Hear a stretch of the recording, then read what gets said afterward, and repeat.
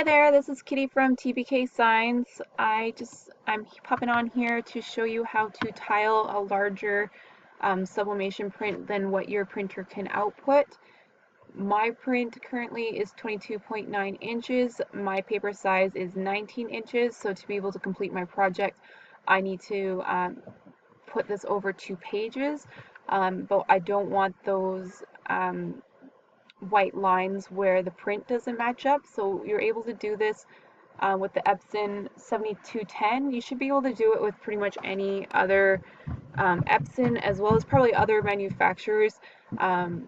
If you look for the settings, they might not be in the same places, but you should be able to find something similar in your print dialog. Now, you do have to have the drivers installed to be able to pull up these advanced features.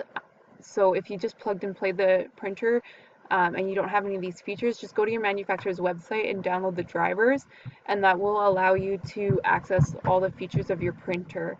So we're just going to go to File, Print. I'm doing this in Photoshop, but it will work in any uh, program that you're printing from, so your Silhouette or whichever design software you have.